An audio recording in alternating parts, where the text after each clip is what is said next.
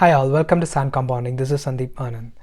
In this video, we are going to see basic high-level steps involved in the process of achieving financial freedom.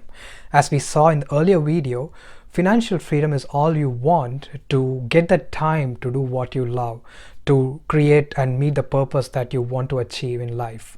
And to get that time, it's all the more pertinent to achieve the financial freedom. Now, how do we get that? There are only 3 to 4 legal ways of becoming rich or creating wealth and thereby achieving financial freedom. The first being entrepreneurship, creating businesses and making those businesses successful and hence creating wealth. The other way is through inheritance. Some people are lucky to inherit a lot of wealth.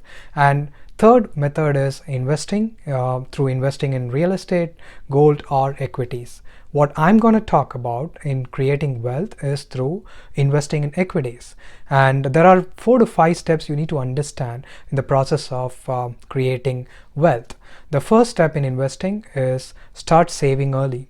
Early savings leads to initial capital being high, and the power of compounding works over long periods of time. Power of compounding works as magic because 80 to 90% of the wealth is created in the last 20% of the time of the invested period. So it's all the more important to start saving early in life. The second point in achieving financial freedom is cut the discretionary expenses. A lot of discretionary expenses, especially in today's digital world where everything is available on the click of a mobile phone.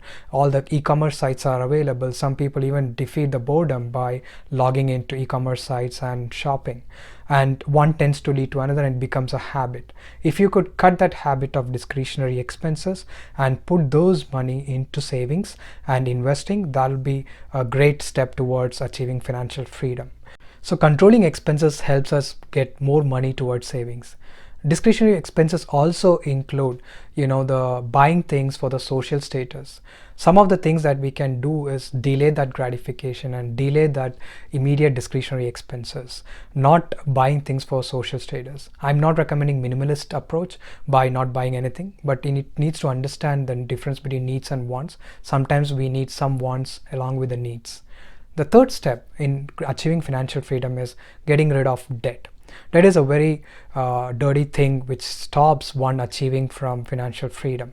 The reason being, we are selling our future when we are taking debt for 10 years, 20 years. We are unable to take a decision and get liberated when we have debt standing on top of our head. And not only that, debt has got significant higher interest rate that you're paying back to whichever entity you're taking debt from, and these interest rates can really diminish the returns that you're gaining from the investments returns that you're gaining. So debt really impedes one's decision, one's ability to call it a quit when somebody wants to really do that. So it's important to get rid of all types of debt. The worst being credit card debt. Credit cards really have high interest rates and it can really diminish your returns and hold you back from achieving financial freedom. And coming to the final step is investing. So whatever money you saved, cutting off the discretionary expenses, cutting off the debt, whatever money you have, put it in real investments like equities and real estate over long periods of time. Equity investing is a long process and power of compounding can work only in long tenure. It takes 10 years, 20 years, 30 years to really have the power of compounding work. So investing can be done through autopilot mode. There are many tools available. One such tool is maybe like Acorn in US. There is systematic investment plans in India, for example, wherein from the salary automatic amount gets deducted every month. So there are different ways to do autopilot investing, whatever money you save. So to conclude, if you follow these 3 to 4 steps what we discussed and consistently invest in equities and save more over long periods of time like 10 to 15 years, one can achieve financial freedom. And these are just not my opinions. These are the learnings I've had from multiple different great investors and my own experiences.